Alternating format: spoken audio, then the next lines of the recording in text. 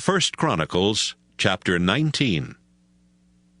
Sometime later, King Nahash of Ammon died, and his son Hanun became king. David said, Nahash was kind to me, so I will be kind to his son. He sent some officials to Ammon to tell Hanun how sorry he was that his father had died. But when David's officials arrived at Ammon, the Ammonite leaders said to Hanun, "Do you really believe King David is honoring your father by sending these men to comfort you?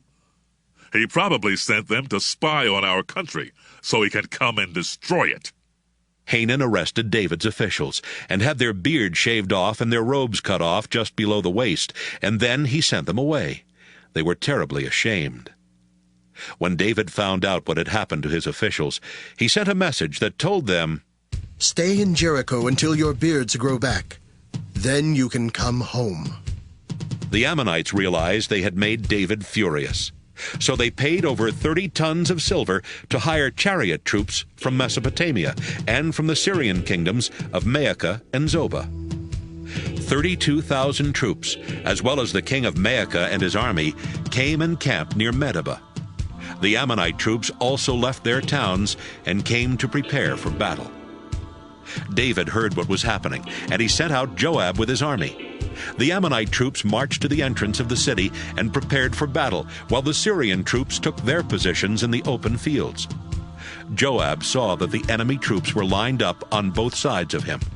So he picked some of the best Israelite soldiers to fight the Syrians. Then he put his brother Abishai in command of the rest of the army, and told them to fight against the Ammonites. Joab told his brother, If the Syrians are too much for me to handle, come and help me. And if the Ammonites are too strong for you, I'll come and help you.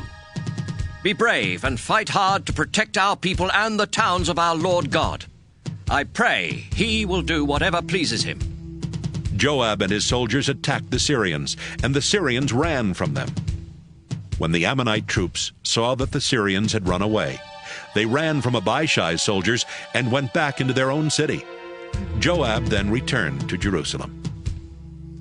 As soon as the Syrians realized they had been defeated, they sent for their troops that were stationed on the other side of the Euphrates River.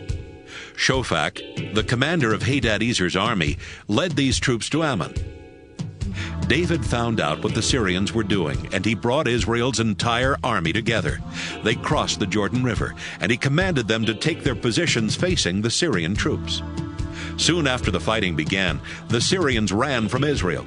David killed 7,000 chariot troops and 40,000 regular soldiers. He also killed Shophak, their commander. When the kings who had been under Hadadezer's rule saw that Israel had defeated them, they made peace with David and accepted him as their new ruler. The Syrians never helped the Ammonites again.